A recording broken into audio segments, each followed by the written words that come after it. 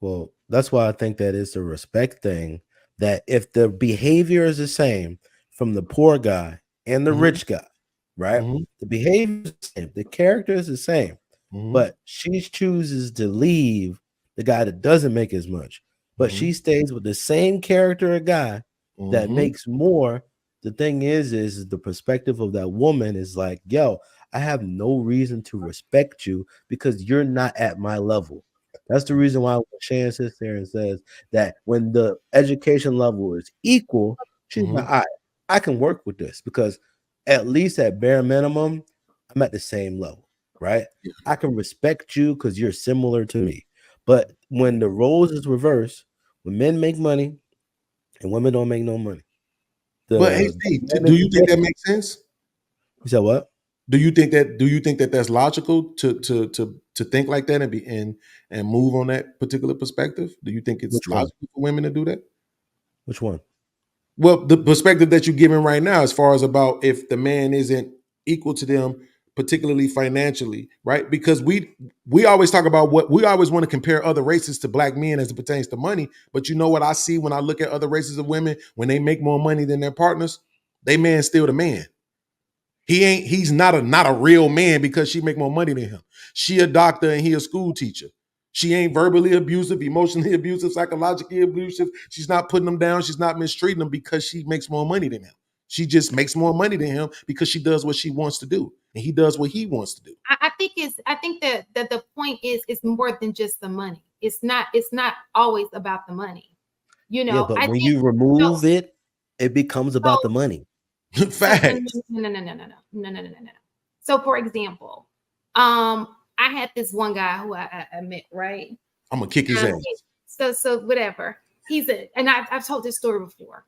He's a scientist, okay? Even though he's a doctor, he's a scientist, and scientists are paid by government funding. But it's the most respectable thing because he actually had this passion to find a cure for cancer. That was his passion, right? He could have easily been a medical doctor, made all these hundreds of thousands. But there are scientists. It's so unfortunate that we don't pay our scientists the money that they are supposed to have, right? Mhm. But there was such respect because of his passion and his purpose. This is a smart guy. It's extremely smart. So in that situation, his money wouldn't even make a difference. His purpose was greater than the financial part, right? I Mhm. think that what people are missing, and I'm not saying so. Even if I found like we were talking about master plumbers or master electrician, I have no problem with now that I know that I have no problem with dating a master electrician, right? Because he can teach me something I don't know. Women like men who can teach them something, and I think it's vice versa. If I can have a conversation, if I'm doing all these things, and I can have a conversation with my man and he's bouncing things off me, it's just something about that conversation that there's a connection, right?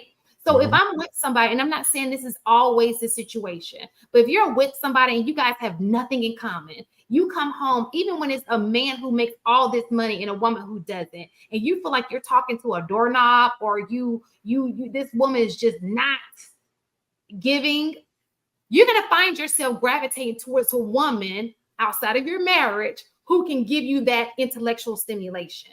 Does that make That's sense? true. And so the same goes true when it goes to women.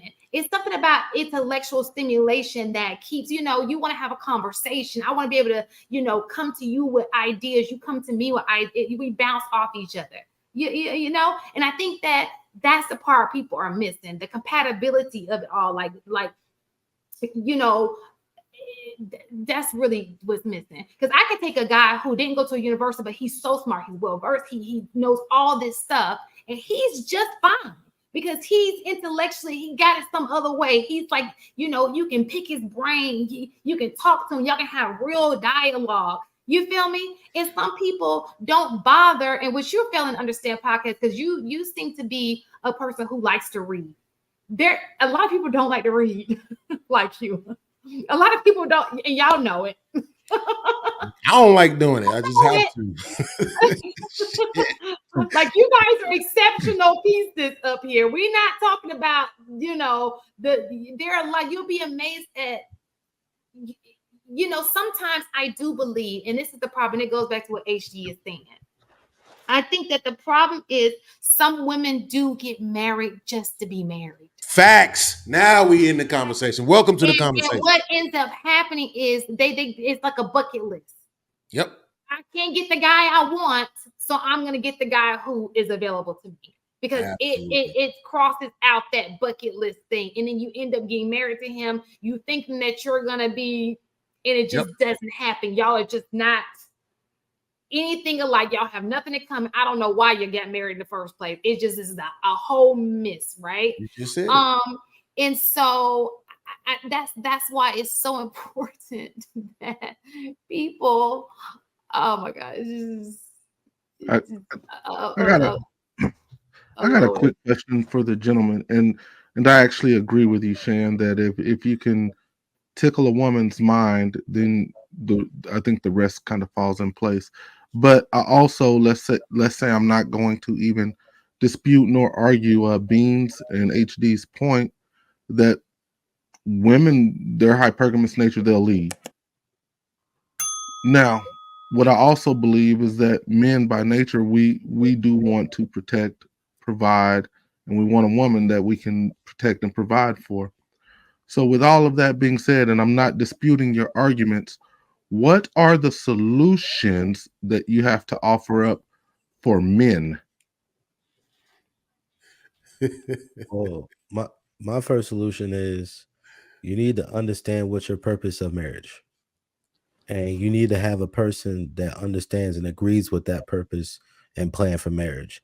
If you have a person that fundamentally does not agree with what you believe marriage is or anything like that, it's just dumb.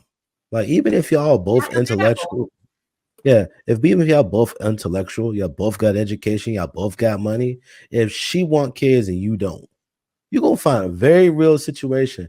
And anytime I listen to people that are willing to have or do something that they don't really agree with, like say for instance, you want kids. I mean, the other person doesn't want kids, and they agree to have kids. People say, "Oh, that's a good compromise." Hell no! If you fundamentally do not want to have kids, don't be out here trying to be making kids. That don't make no sense to me. And as a brother, you have to be able to be okay with doing what you need to do to make sure that you, when you meet women, that you're able to have the real conversation. If you're not willing to have the real conversation, don't cry to me. Don't cry to nobody. If you're unable to sit here and tell her, ma'am, this is what I want, this is what I don't want, this is what I like, this is what I don't. If you're unable to tell her no in any realm or any possibility, in any situation, right? You have to up in the game. And you must be confident enough and around enough men and have enough like wherewithal, even around women, that you need to understand, like, yo, everybody ain't gonna like you, everybody ain't for you to marry, and you need to understand what is this person's thought process with the things that you're trying to do. If these things don't align, it's not gonna work. Okay, I just want to follow up before Beans answers because I know he's jumping in next. Marcus made a point earlier, and he used the word vet, which is a word that I agree with. Isn't all of that part of the vetting process? Yes, but everybody ain't qualified to vet. Just because you're a smart man doesn't mean that you can actually responsibly pick a woman. There's a lot of smart guys that make dumb decisions with women because naturally, in all of your education, sometimes if you feel a certain way about a woman, all of that education and stuff begins to drop. Okay, and look again. I'm not And that's for women disputing. too. Oh no, But hey, he the said it question's coming refers back to to y'all too, because I know this is a she critique. So the question's coming back to y'all. And just one last follow up with HD real quick. Um, where I agree. I completely agree with everything you just said. But the the contradiction is the contradiction is what you said earlier in that in your answer is you got to be able to have the tough, difficult conversations. I'd argue that a person that can have those tough and difficult conversations is probably the kind of person that should be able to vet. Would you agree with that or no? Hold on, repeat it. That again. I started reading. No worries. Um, what I was saying was part of your answer at the very beginning was a man should be willing to have those difficult conversations.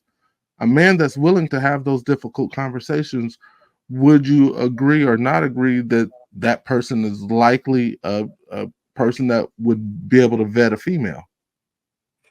Better, but the reality is even if you're better at picking a female, you have to understand that people are people. You can pick a really good person, but if they got hit with something after y'all got together that they never experienced before, you don't know how that relationship's going to be. Now, granted, you could make a pretty good judge of character out the gate.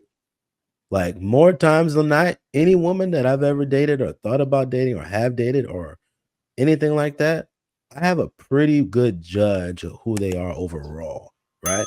And even if they act crazy, I account for it because I think that all women are crazy.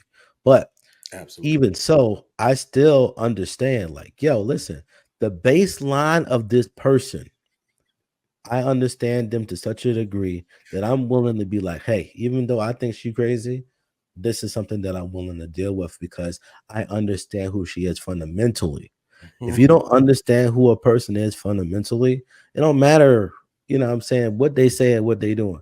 You got to learn people in their totality.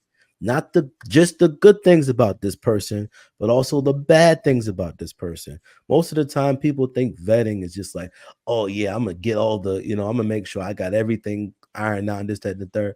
No, just like a good man ain't just all the best things about him. There's also some nasty things about some of the best men that you respect. I Yeah, agree. I just think that that's still all part of vetting. Beans on you, bro. yeah, I absolutely disagree with that.